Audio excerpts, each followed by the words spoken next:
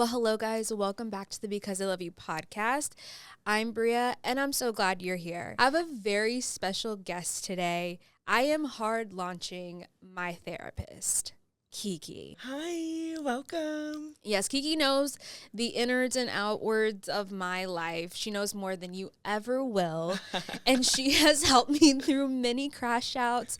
So many things. This woman deserves an Oscar, a trophy, all the awards, because I would not be in this position if it were not for her helping me through it, truly. So, round of applause for Miss Kiki. Hey, a round of applause for the work that you've done. Oh my goodness, it takes a village. Period. That's real. It does. But we're going to talk about some things that you kind of specialize in within your practice. Kiki, like I said, is a therapist. So she is qualified, unlike me, who is a girl on the internet. So now we actually have a professional in the room, which is really exciting. But you guys have a lot of dating qualms that I can't help you with. Red flag type of situation. So we wanted to hone in on that particularly today. And so you guys sent in some pretty interesting things in regards to red flags and dating. But I want to ask you, amongst like what you've seen in your practice, what's the culture like right now amongst young people dating? Like, are you seeing a lot of issues? Or are people finding love easily? The culture is ghetto. It's ghetto out there. I thank God every day that I'm not dating right now. I do feel for people that are dating, specifically young people, because I think like societal pressures make young adults feel like they need to be in these serious relationships by a certain age, especially in the South. And so what I'm seeing is that young adults are more successful than previous generations. They're more successful and in their 20s in career, in other areas, but not in love, which is actually normal. But because they're finding success in other areas of their life, they're putting a lot of pressure on themselves.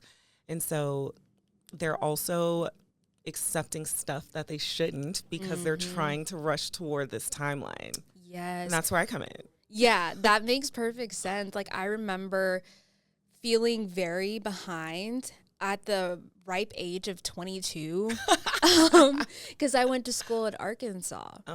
So they're engaged and pregnant by 25. Listen, like, and now they're on their first divorces. Like, no shade, no tea, but like, I'm serious. No, yeah, because you don't even know yourself at that age. Not at all. So I remember being really insecure about that because I was in a sorority where like every time someone would get engaged, there was this whole like ritual that would happen amongst the sisters, and it was like 2 or 3 of them every time. And I'm like, oh shoot, like something is wrong with me. Like, that's not happening for me. I'm out here wilding. Like, we are trying to live our best lives before we get there. Yeah, like I'm having myself a good time. Yeah, but I'm not there. And I'm kind of seeing it it's really like crazy, the brainwashing that can happen in college too, especially at these Southern schools. Yeah.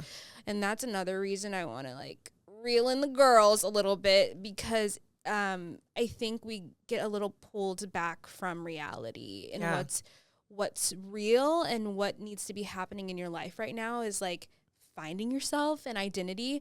And honestly, there's no clock on that. Yeah. You know? And also, honestly, if we're being 100% transparent, you're going to be like 3 or 4 different people before you hit your 30s. So, ain't it true? I mean, the poor boy who's engaged, who's marrying you at this age, he doesn't even know the 6 other versions of you that he's about to see. And so, yeah, like we got to reel the girls in. I'll never forget. I met my husband. I met my husband when in undergrad, we went to LSU, Southern School. And he told me, he was like, I am not getting married in my 20s. I will not get married in my 20s.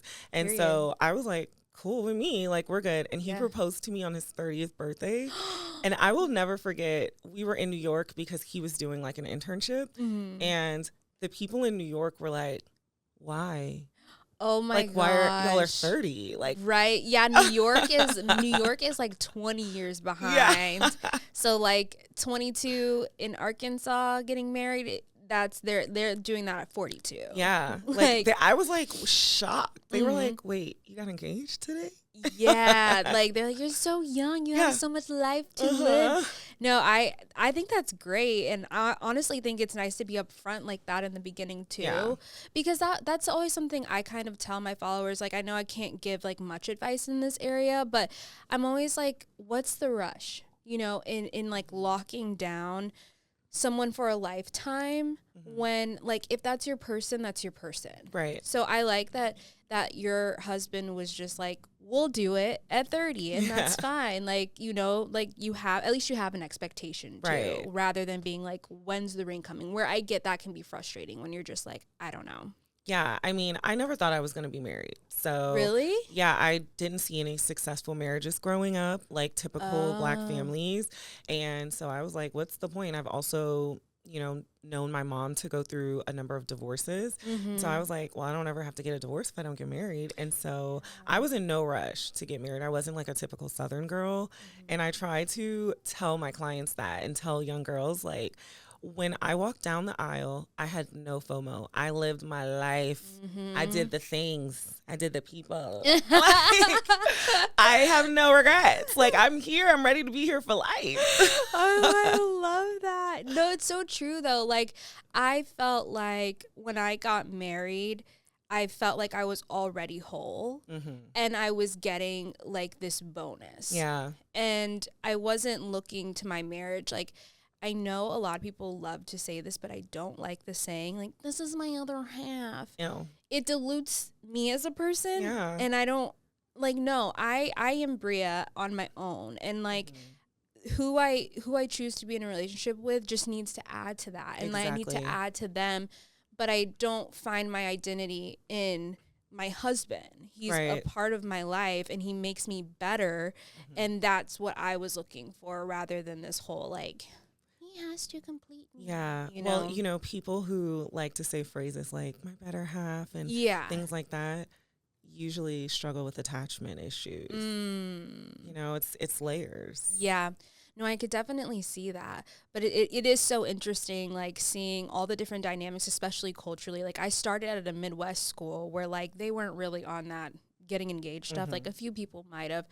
But, wow, the difference in, like, going from a Midwest school to a Southern school, like, did a number on my brain and really had me thinking, like, I was wrong.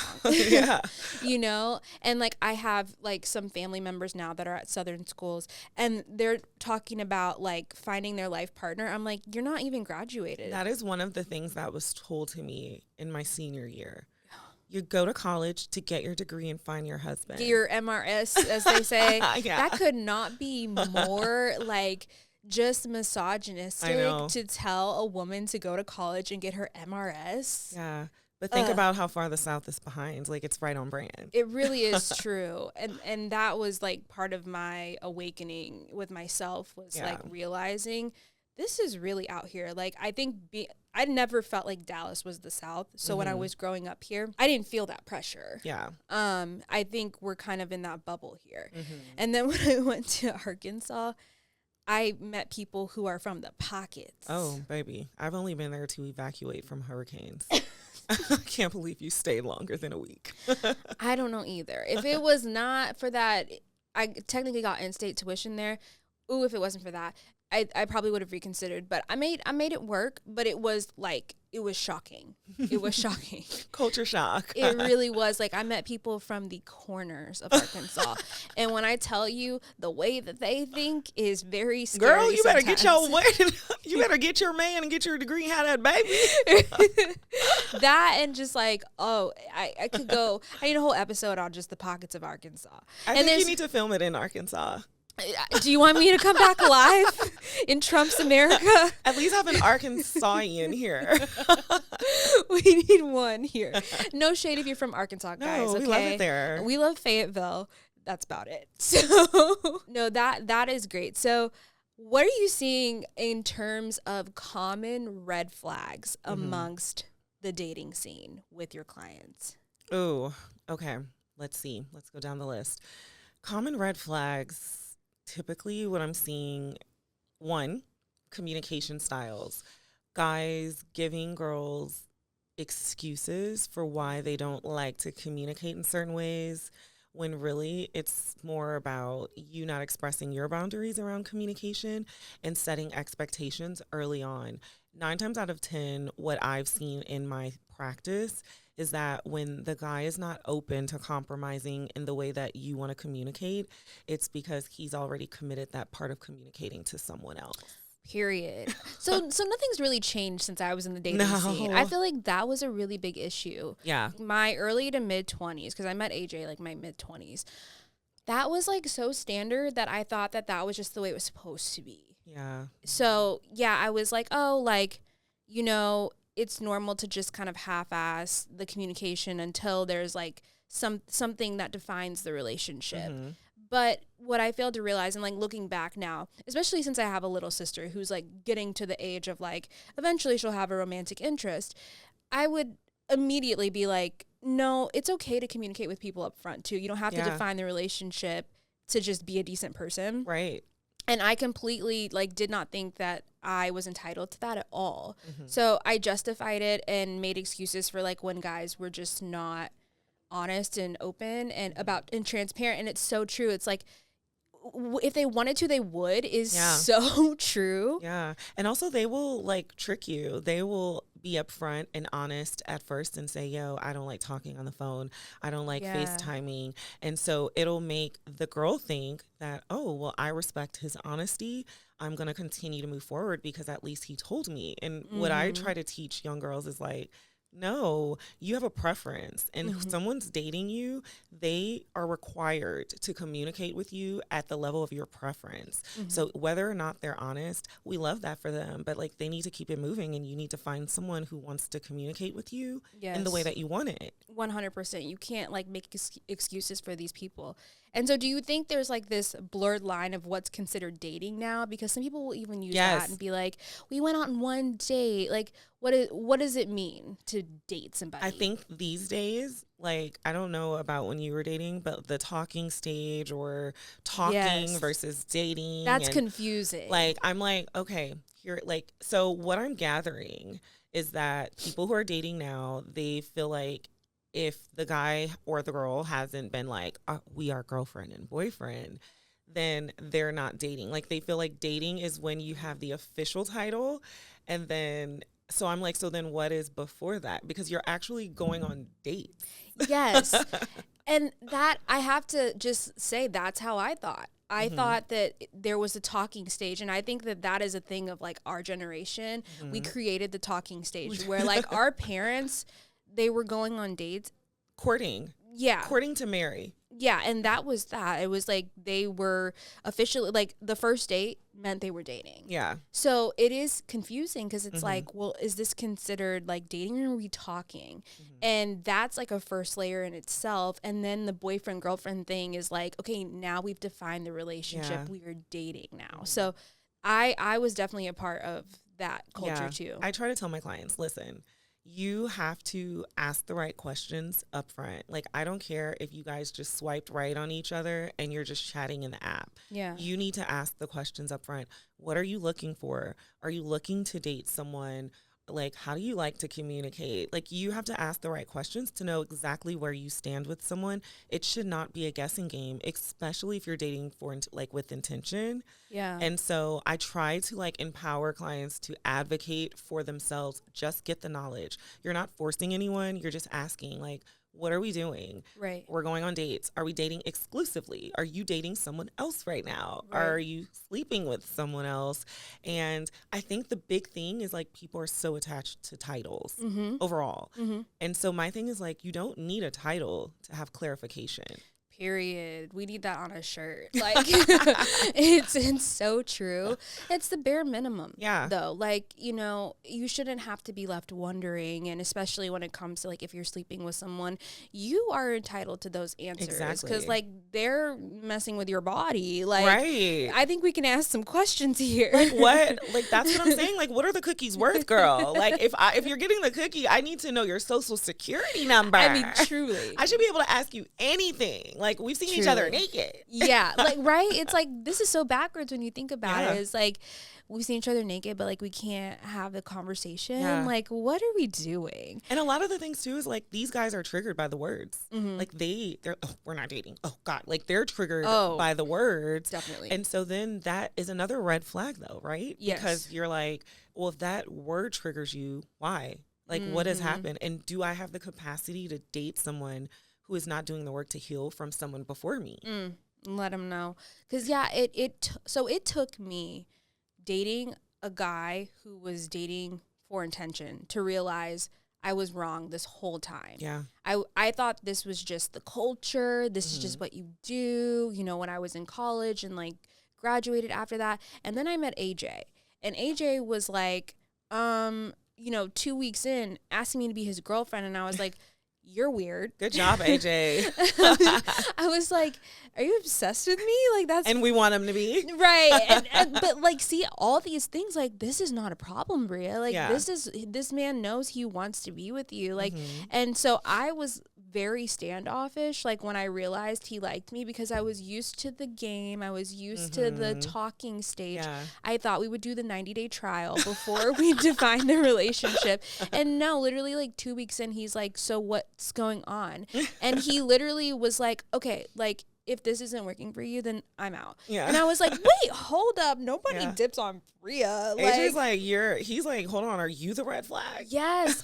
and I had no idea that I was, because I was just so used to one thing. Yeah. And I think, like, him being so sure of himself was, like, reassuring, like, okay, he's not weird, he's just, like, intentional. Yeah. You know, because I was like, why is he asking me this so soon? Like, I don't get it. But that's like another like trauma response, right? Yeah. Like, sometimes when people are dating in this stage, they see someone who is healthy and they're applying healthy pressure, and then they tell themselves that now that's the red flag. Right. I'm like, baby, no, the red flag was over there. Yes, because we've normalized so much toxic behavior that, like, when someone does something right and you're, like, safe per se, you feel threatened all of a sudden. Well, people find comfort in chaos. It's like the devil you know is better than the devil you don't. So, like, when girls are like, I keep dating F-boys, and I'm like, because you know exactly what you're going to get. You recognize the patterns. You're not surprised, actually.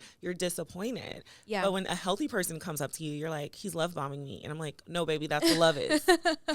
He's boring. Yeah, like he's wants to talk to me all the time. Huh? Like, I have to, like, pull up clients' notes and say, okay, let's read the notes from the last situation. Yes, like, you really have to hold up the mirror and be like, this is what we want. Like, reassure yourself it's okay to let a good person in, and, like, you're worthy of that. And also, like, just because you're uncomfortable, it doesn't mean it's wrong. Sometimes you have to be uncomfortable to get the good thing. Like, pressure makes diamonds. Right. Like, that's so true. And even within, like, me and AJ's relationship, healthy communication made me so uncomfortable, because I was used to, like, terrible communication with guys, where it was just confusing and it was just vague, and I enjoyed, like, the little blue skidoo puzzle I had to do to, like, figure it out, you know, amongst my friends. Like, it was like a game, and I realized deep down, like, I'm not that serious, clearly. Like, I'm playing in my own face. I'm playing in my own face, so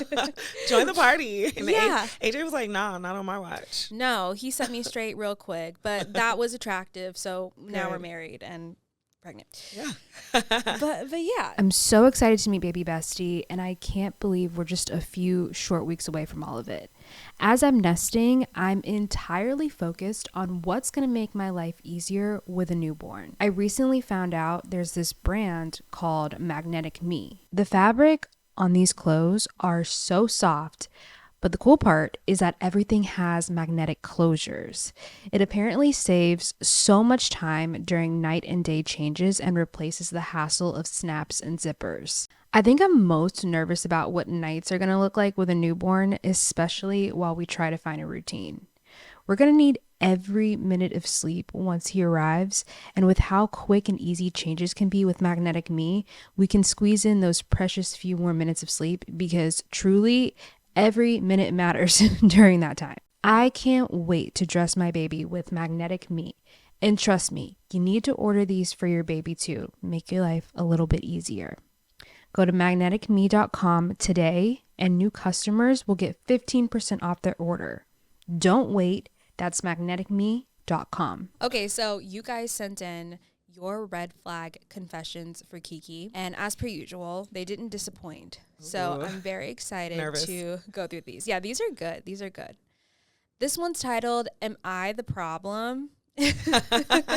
Yep. You gotta ask. So it says, I'm in my early 30s. I broke off my engagement back in the summer of 2023. I downloaded the dating app in February of 2024. From then, I immediately started dating. Currently, I am juggling maybe 3 to 4 men. I do not believe will work out long term for various reasons, but it's entertaining. Okay. Honestly, I'm not impressed with their courtship. I tell myself I'm not ready to get into another relationship or want to take things slow, but I do desire romance in my life. I came to the realization I might be a serial dater and I might be part of the reason the dating pool is trash and low-key self-sabotage when I meet someone that could reciprocate what I desire. I know the obvious way to fix this is to focus on myself and form a hobby, but dating has become a stress reliever with me having a busy schedule. Interesting. Okay, so first of all, I wouldn't necessarily say you're the problem, right? I would totally say, though, that as long as you know what your intention is for dating, it's okay to have fun. It's okay, but you should also be healing while you're doing it. So, like, you can do the healing work while you're having fun and just dating different people, but you have to communicate that to them. And you should still do the work on yourself simultaneously. Like, you say you're busy, but you're not too busy to date 3 men. So, like, drop one. Yeah, that's busy. Yeah, like, drop one, add in a therapy appointment, and keep 2. Yes. No, I love that take because I don't even think I could juggle, like, 3 of anything. But, yeah, it sounds like a cop-out. Yeah, it does. Yeah. But I think this person is also avoiding, like, the good. Kind of like we were talking about. It's like, like you could have a good situation going on and you're just attracting like people don't meet those expectations for entertainment, like she said. And but that's okay. That's when self-talk matters, right? Yeah. Because she spoke so negatively about herself just in this message. Like, she's like, I do this and I know that this is happening. And, and my thing is like, you keep telling yourself that, then it's real. So you don't have to like go and hire a therapist right away. But the first thing you need to do is promise to yourself that you are going to make changes that you've already obviously accepted. No, that's real. And I think it comes down to like self-worth and like what you think you deserve sometimes. Like we definitely will like subconsciously attract what we think we deserve. Yeah. And also, okay, maybe it's not always that. Do you think some people just like aren't meant to be in relationships if they desire romance but don't want the commitment? Or what are your thoughts on that? I guess it depends on what you believe. Like, what's your foundational beliefs? True. I'm a Christian, not radical. And so I believe that there is someone for everyone. Yeah. Right? That's just part of our teaching.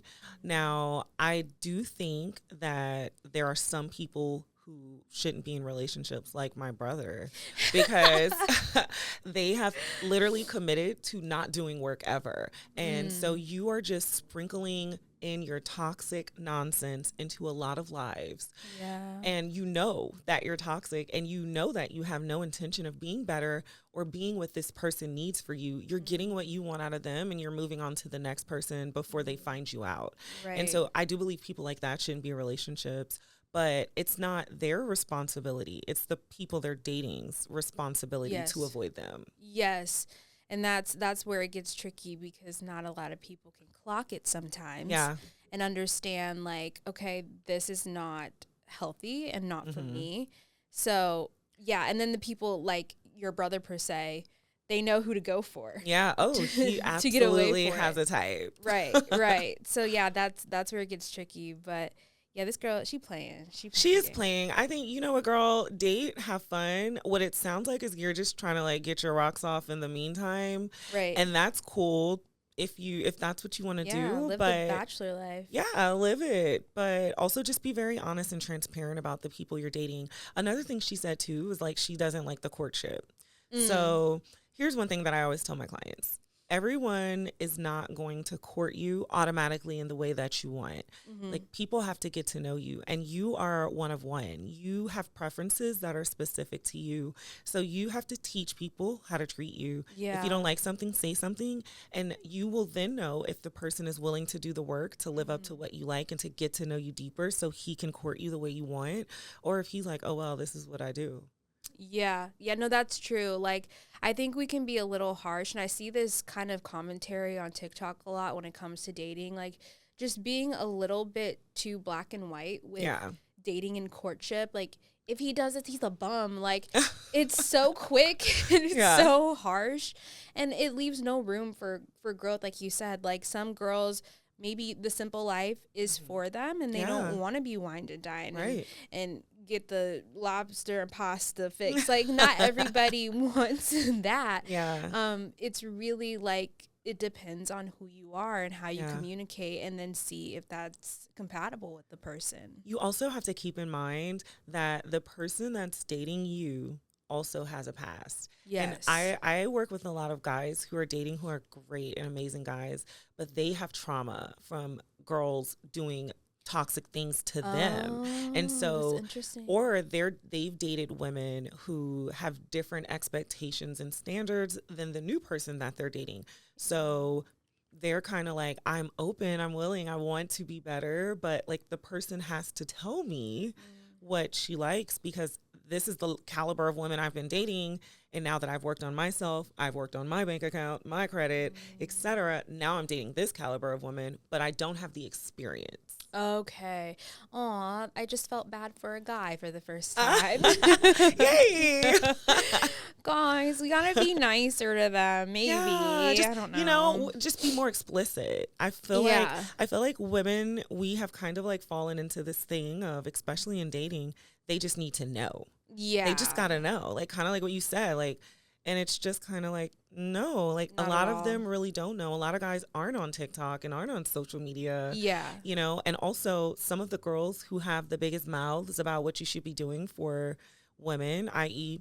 city girls or whoever, those guys aren't listening to them. Not at all. Like, we're on completely different timelines. So like, I would say you cannot dog guys out that you're dating unless you tell me that you've explicitly told them exactly what you want and they've told you they can't do it. No, that's fair. That's totally fair. We got to at least communicate Bare the minimum. standard. Bare minimum.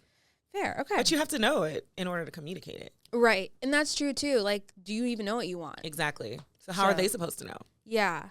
Okay, I like that. When it comes to New Year's resolutions, I got one for myself, and that's smelling better in general.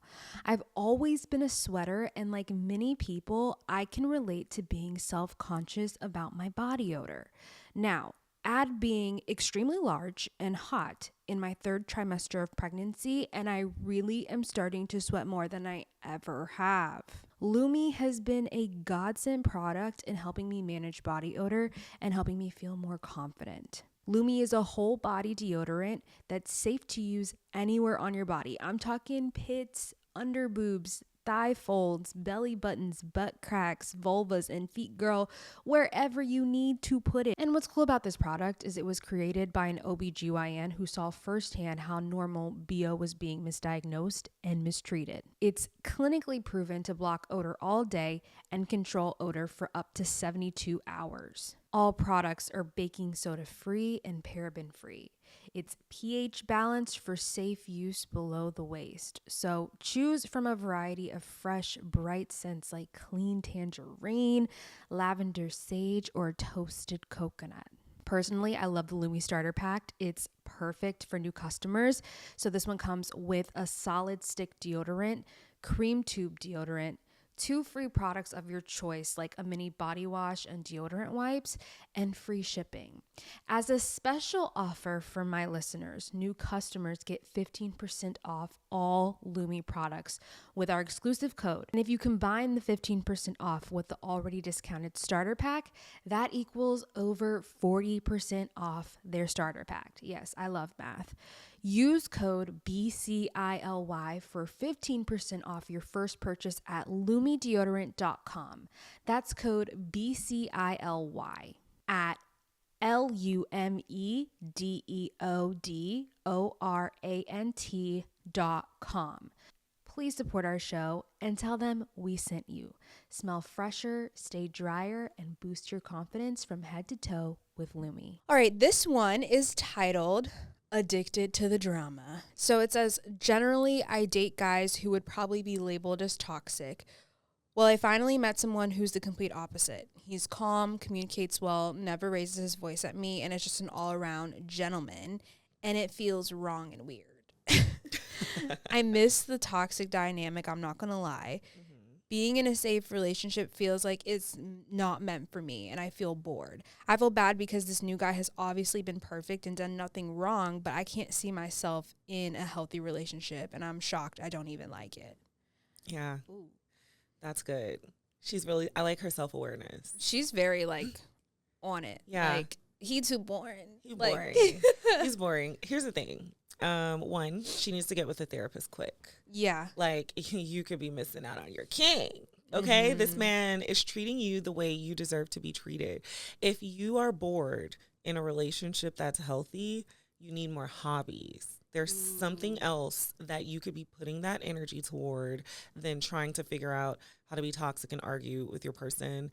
Another thing is that if this is all you know, and if this is all perhaps you've seen growing up, of course, you don't know yourself in a healthy relationship. And the thing here is that you are not yourself in a healthy relationship. Yeah. So she has to do a lot of work. Like, you have to do some changes, and essentially you're like rebranding. Yeah, you almost have to find your identity. Yep. In a healthy relationship if all you've done is you know, be in these toxic relationships. Yeah. And that's that's a huge ask. Yeah. It is a huge ask, but also having someone marry you and give up that's right. a huge ask. And it really just depends on what you want. Do you want to ever be married and have kids?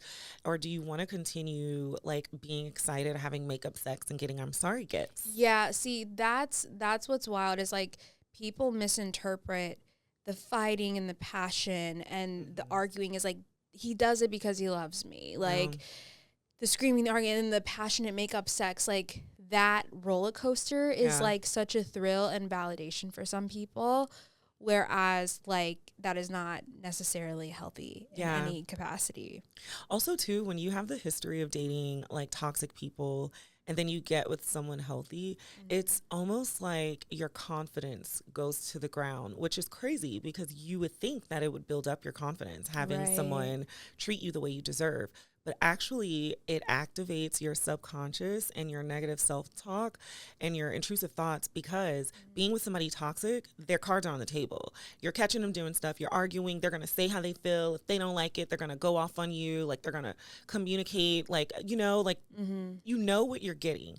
So when that's what you're used to, and then you start dating someone that's healthy, you do not understand, or if you feel like you don't know exactly what you're getting and you're constantly waiting for the next shoe to drop. So it's kind of like your confidence is down here because you're like, no, if I allow myself to accept this, if I believe you, like, you're going to break my heart and I'm not going to let it happen. Yeah, I think that was like, I'll call myself out. Like, that was me to a T. Like, I think towards the beginning of my relationship with AJ, we both had different insecurities. Like, he used to be like so insecure in the beginning of our relationship. Like, his was more like, and I'm not even tooting my own horn, but his was more like, there's no way this is my girlfriend. Toot like toot. And I could feel his energy about that. And then my insecurity was like, there's no way he's actually a good guy. So we both had like these weird insecurities in the beginning, and I almost felt like guilty for like projecting that onto him, and like I would be creating problems that didn't need to exist because I didn't have any. Yeah. Well, and also you wanted to prove yourself wrong. Like you were like, I'm make me believe that you're a good guy. Yeah. Like, let me see your phone. And then you're like, dang, I can't find nothing. Nothing at all. And so I would look for the dumbest things. Like I remember one time we went out to eat. We got this appetizer and there's like one piece left. And he's like, can I have it or do you want it? And I was like, you can have it. And he ate it. And I was like, you could have saved that for me. Like I would get mad. You were like toxic. I'm like, he was like, he was so confused. And like, why was I like AJ, this? you could have split it in half. Yeah, I was like, I don't know. Like, that's literally my logic though. Like, what was wrong with me? Yeah, and it was just what you're used to, you know. I had to have trauma a response. Yeah, and I really was used to it because I didn't know like peaceful relationships. Yeah. So I was like, well, we always have to be fighting. Like, I realized I had to do a lot of peeling back from what I had seen growing up and like what I'd been exposed to, and realized this is not normal. And AJ comes from what I call a sitcom family. It's like Full House. It's like the Brady Bunch. Ooh. Where if there's like an argument, they're family like meeting. Someone's like, I apologize. Like so fast. Like it's done. It's washed away. They're moved on 5 minutes later. Meanwhile, like my house, the nuclear war has happened, and we're not speaking for weeks. Like I'm staying at grandma's house. So like our dynamics were so different. And I think just being, and I'm not trying to like drag my family here, but like we're kind of crazy, but like, his is so calm. You guys are a typical Black family who comes from a generation where therapy didn't exist and parents don't have to apologize to kids, and you do what I say and not what I do. And historically, white people don't have those same beliefs. Right. It really is like the dynamics are truly different, and for many deeply embedded reasons. Yeah. And so I have to give myself a lot of grace in knowing like, hey, this is like the cards we were dealt. Like even looking at the generational stuff, like it's not necessarily our faults. Like it is once you kind of know about your problems, but to a degree. I have to give everybody grace in the situation because we just have a long way to go. But just exposure to his family really like woke me up. I'm like, oh, y'all real nice. But it probably also helped you believe the person that he was more. Yeah. No, it's very true. Like, I was the problem. I would say too, like when you said peeling back layers, that triggered a word for me for this girl. I feel like what she's avoiding is vulnerability. It's you're not toxic, babe. You don't love toxicity. You're afraid of being vulnerable. Yes. And perhaps something happened to where like she was never able to be vulnerable. Like again, going back to like, how did you grow up? Because a lot of the times, like sometimes we are punished or shamed for having emotions and expressing them, right? And or disappointed a lot. And so you're like, why would I open up when I know my heart's going to get broken? Right. So then you put up that wall. Yeah. And you don't allow yourself to even process your emotions or communicate them. Like, I definitely would not do that. I would do the silent treatment. Oh, weaponized communication. Sorry. Yes. 'Cause, like, that's what I knew is like when you're mad, walk around with an attitude and like they'll ask you like what's wrong. And then you tell them on the 8th time. Nothing. I said I was fine. I'm fine. And then they stop asking you like, I was going to tell you on the 9th. Oh, you don't want to know anymore? Yeah, now I'm mad again. Okay, add 2 days. Like, yeah, definitely addicted to the drama. But the question is like, if you are not ready to be vulnerable, are you ready for a relationship? True. I guess it is your obligation. It is. And I think we have to like call that part out, because if you're not ready to be vulnerable, you don't like deserve to be with someone else. And you don't trust that this person is going to care for your heart the way that makes you feel safe. And if they can't care for your heart, why are you letting them touch your cookie? Why, ladies? Comment down below. Why? Ooh, this one. I'm excited for what your take is going to be on this one, because I don't know. It's titled "Opening the Relationship." To what? Okay. She said to what? What? Okay. Oh man, okay. It says, I've been in a relationship with my partner for 5 years. Recently, we started having a discussion around our sexual fantasies, and for the first time, he brought up opening up the relationship. He asked what I thought about opening the relationship for threesomes. I've always kind of known this might have been a secret desire of his based off of comments he made, but I never thought he would take it serious. I'm upset he even asked now. I'm making myself crazy about why I'm not enough in this relationship. One part of me feels very betrayed because we have 5 years of history and this would be a risk. The other part of me wants to make him happy and is considering trying this. Any advice on what to do? Don't do it. Don't do it, girl. First of all, there's nothing wrong with you. Okay? Yeah. It's not That made you. me sad that she said, I know. I'm not Why enough. am I not enough? Girl, you are more than enough. More than. Listen, first of all, just because a guy says that he desires something like this, it doesn't mean that he doesn't love you. Yeah. Doesn't mean that you are not enough, and it just means that this is another little thing, a fantasy that he's interested in. First of all. Second of all, if threesomes are okay in marriages or relationships, if all parties are interested in doing it, they don't work if one of you is uncomfortable. Right. So you're already uncomfortable, and people don't typically go into successful threesomes where one person is solely doing it for the other person. That's never works. Both parties usually are interested in some way, and they're like, let's try this out, and they make it fun. So it almost feels like you were kind of like having like a little playful, like, what's your fantasy thing? And now he's just taking it a step further to kind of ask you, because he knows you and he knows that you would do anything for him. He is, using that to try to see how far you would go. What I would think you should do is not do it. 100%. I think there needs to be some boundaries here, and there needs to be some communication around respect. Yeah. Yeah, if you're already feeling some kind of resistance to that, and that's just not turning you on at all, that's okay. And if you're already questioning your worth in the relationship, do you really think you could sit there and watch him having sex with someone else? Yeah, see, that part. We're already off to a terrible start. Yeah, like the answer is no, it's no, it's no. Yeah. It's no, and yeah, I think that it's okay to have fantasies. Why don't you guys try to watch... Well, I don't think porn is legal in Texas. I don't know where they live, but why don't you guys start there? Just watch honestly, something. like what is a step down where you don't have to open the relationship? Because that's a thing. That is a high risk. Get some sex toys. Yeah, do something. Get a doll. I don't know. There's your third. Whoa. I don't know. Can we pretend? Put a wig on, Miss That's Girl? On the line of like, do you like kids? Like, why? No dolls. No dolls. No. Not those dogs. The blow up ones. Ah! What in the fetishes? You thought I meant like American Girl doll? Like, no. I thought you meant like the ones that have like vaginas.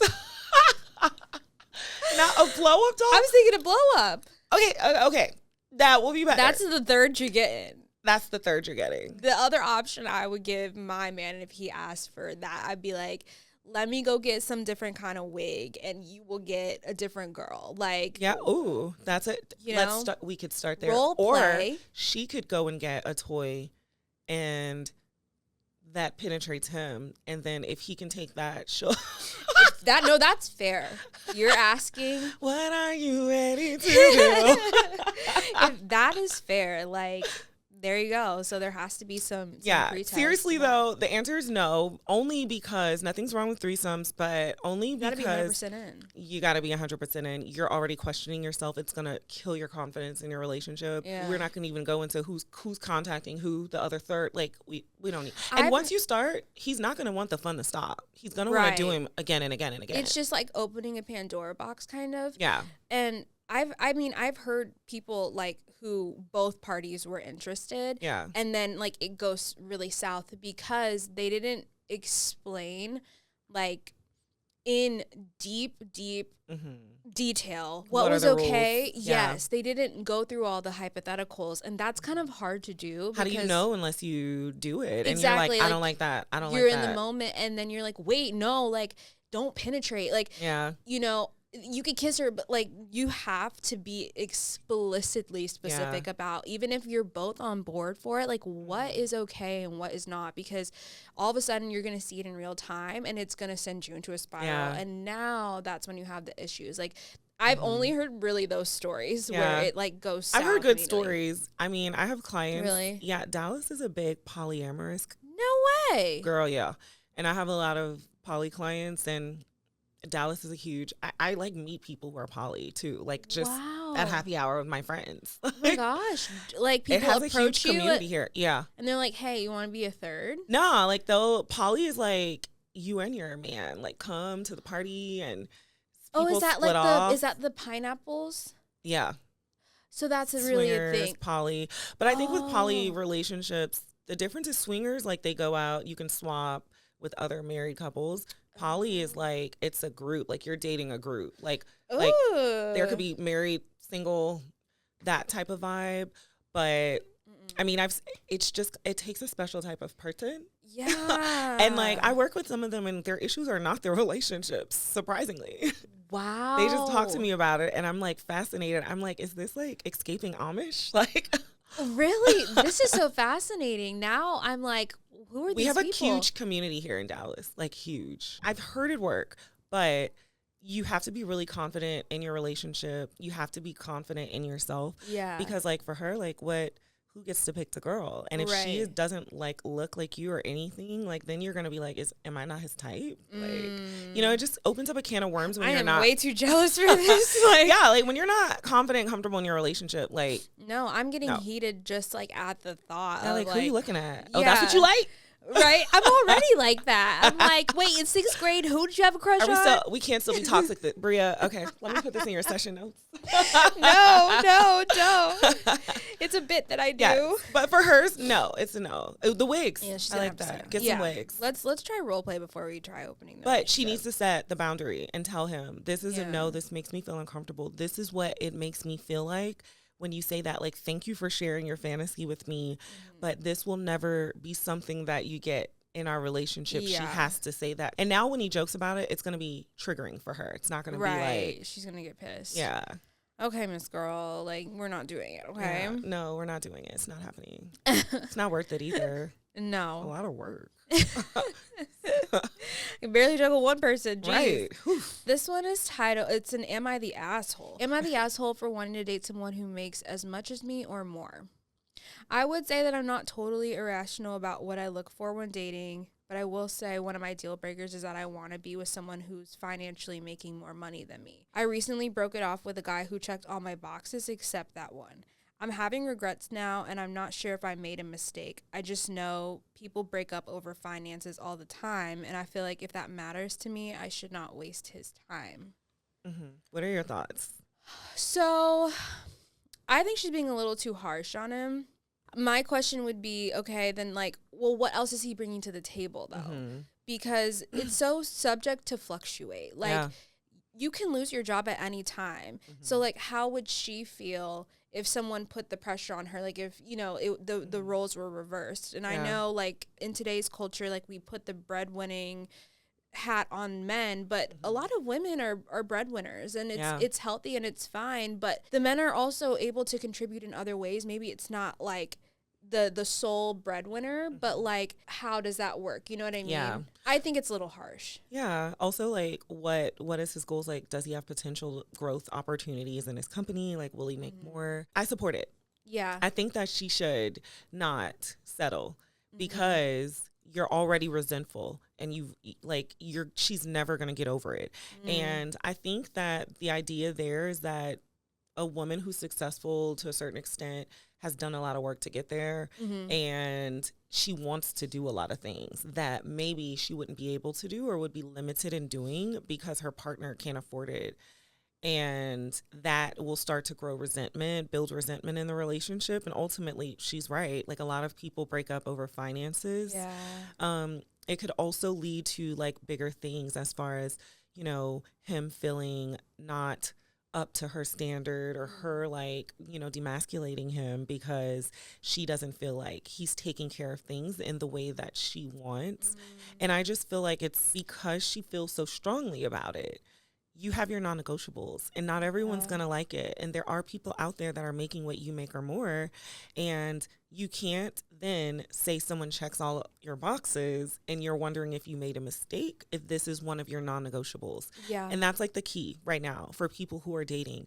You have to have your non-negotiables because no one knows you better than you. You know what you can handle. Yeah. There are women out there who's like, the money doesn't matter because I don't want to go to Bali every year. I don't want to go to the Maldives. I don't want a Birkin. Like I'm not into the things that maybe necessarily are connected to someone that has a lot of money.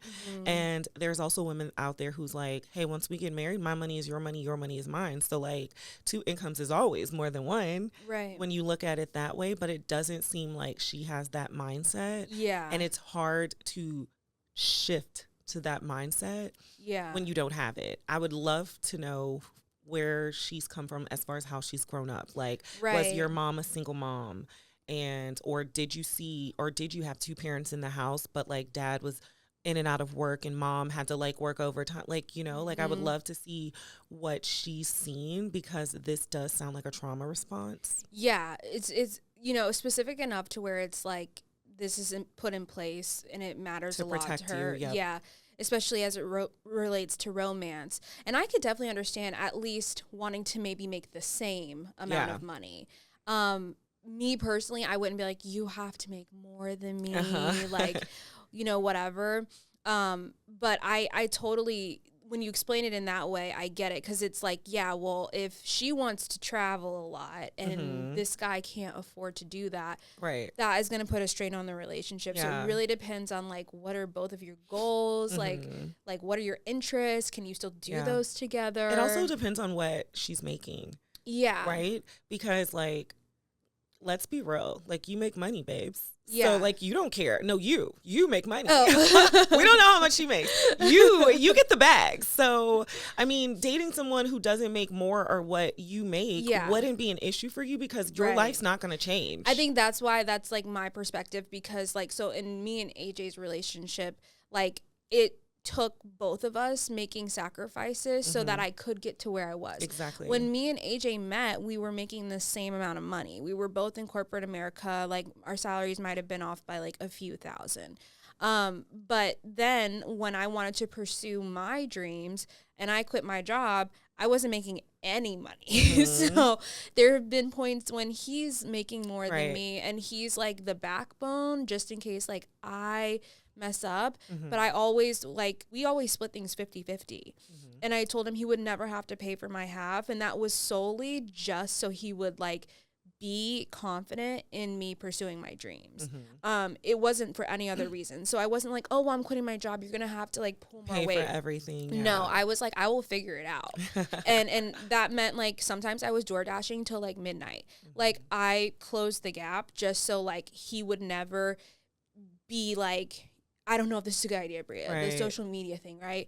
So that was like a phase of our life. And then finally when social media started to take off and I became the breadwinner, I like absolutely exceeded his corporate salary. But however, what other things he brings to the table. However, like he was the one out there that's helping me shoot the content on the weekends, like helping edit my videos. Like he helped contribute to that number. So I don't look at it as like, oh, I did this all by myself. It took both of us, you know? Yeah. So our situation's a little different. And I guess that's why I'm like more, I'm a little more lenient. You have to think of not Bria and AJ's story because by the time when you guys met, y'all were making the same thing. That's basically what she's saying, same or more, right? So y'all were making the same thing. And then before he was able, or you guys took that gamble, you've already opened up. You were already vulnerable. Like you guys already know each other. Were we already married?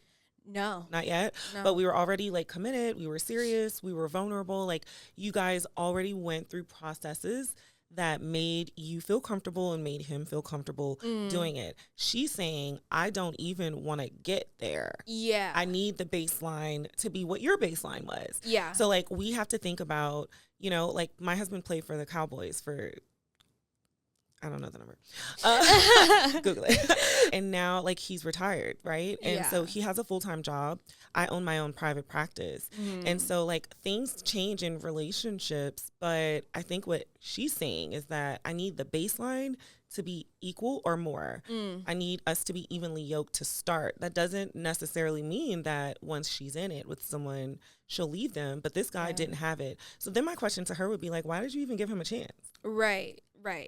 Like, if you knew what it was. You're not the asshole. Yeah. You're not the asshole. You have non-negotiables. Stick to them, but stop playing in people's faces. Yeah.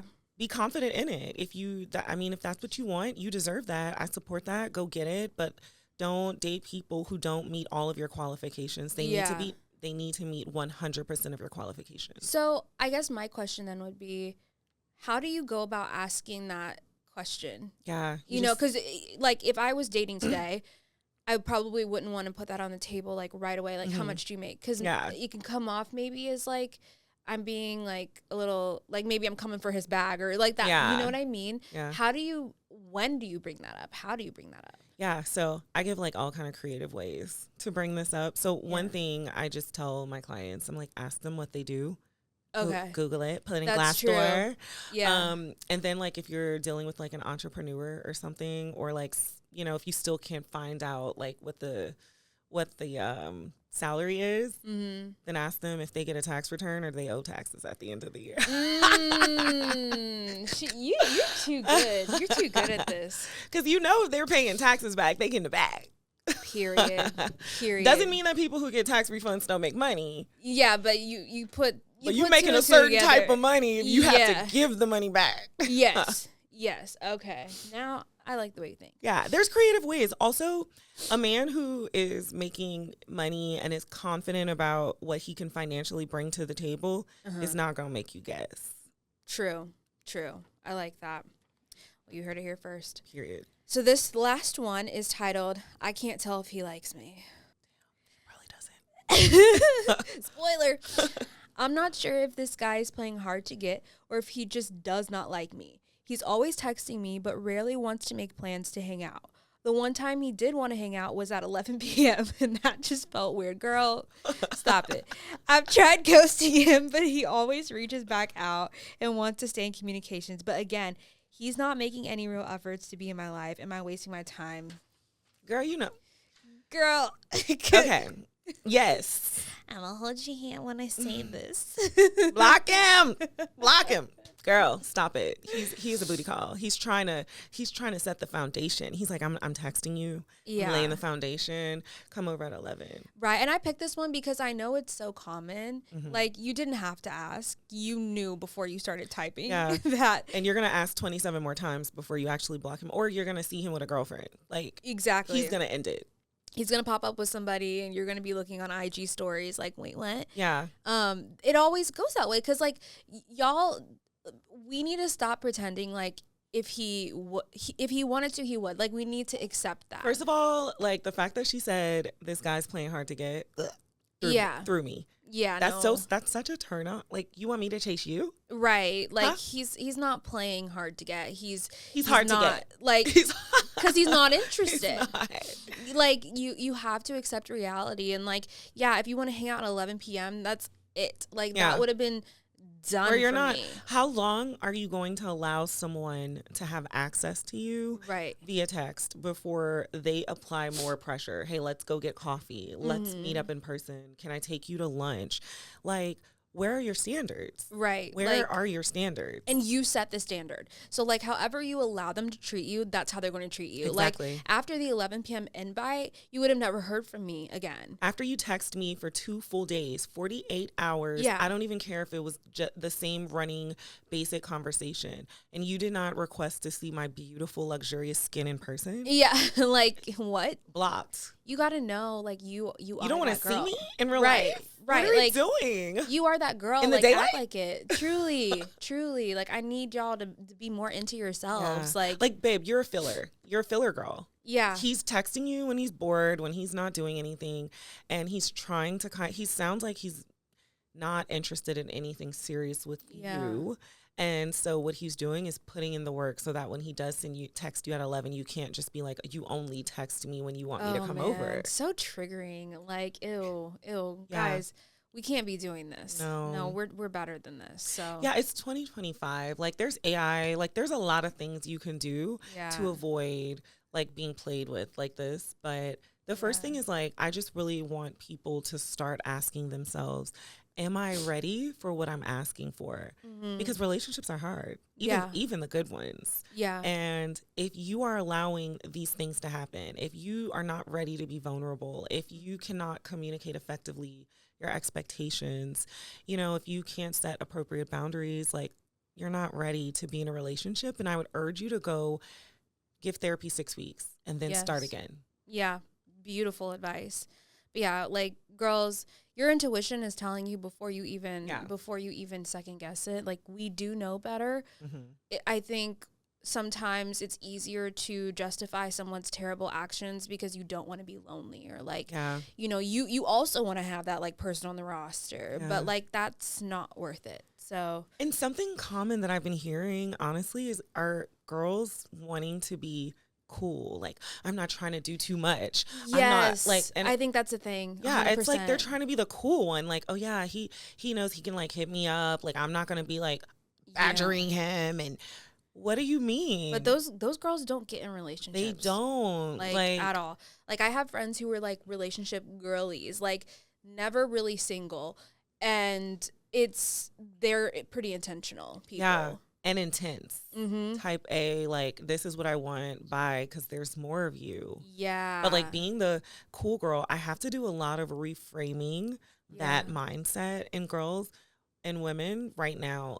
And I've never heard it this much. Like, the cool one, like, I don't want to be the one. I'm not going to get on his nerves. I can't even say anything. Like, if we could just pull up one more chair for my college self, she would be shaking. Like, this is like news to me. Like, I prided myself in being a bitch. Like, hard to get. See, I was living the life you're describing. Like, the cool girl was me. I was trying to be cool. Like, I didn't want to be annoying. Like, I was trying to be like spoiled. I think my biggest fear, like when dating, was coming off as like desperate.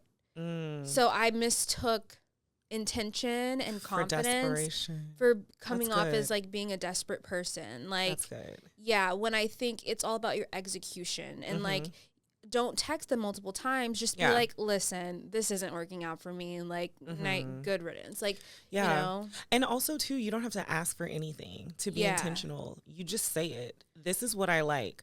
This is what I expect. Yeah. Typically, like, I have like a whole list of questions that I share with clients to ask when they're dating. And one of them is as soon as you meet them, like, swipe right. If you're still on the app, still don't have the number yet. How long does it usually take you to take someone on a date after meeting them? We need to know these things right up front. If somebody's like, oh, it depends, next. Yeah, they're not serious. It depends on, like, no, it doesn't. It's like, if we are connecting, if we're having a good conversation, like, I want to see them immediately. Yeah, that's fair. Well, great. Well, you guys just got free therapy. You're welcome. And because more than likely, you're not getting on her books because she's booked and busy. But yeah, thank you, TikTok. Yes, you should definitely still follow her. She gives great advice. Where can people find you online? Yes, Kiki McCray way, Instagram, TikTok. YouTube to be coming soon. Yes, we're getting Kiki in her YouTube era. So Bria's getting me ready. I love it. Yeah. Also, like, on Instagram, my private practice page is where you will get like all of the tips. It's Moodly Modern Therapy, and you can subscribe to my email list and things like that. We do events, therapy groups, workshops, but you will not get to work with me one-on-one in 2025. Yes, but hey, keep trying to look at the waiting list. Do you have a waiting list? Yeah. Okay. Yeah. Maybe you'll get lucky. It's not opening this year either. Yeah. No. I'm so lucky I got locked down when I did. But yes, I'll put all of Kiki's information in the description so that you guys can follow her as well. If you want to support the podcast, make sure that you check out today's sponsor. If there's any links in the description, go click on those, help a girl out. Yes, and rate us 5 stars if you loved it. Should I start reading 5-star reviews? I think so. Maybe you should dedicate a podcast when you hit a milestone. Yeah. Okay, next week I'm going to start reading 5-star reviews, and we'll do that. But yeah, thank you guys for tuning in. And as per usual, I will see you guys next week.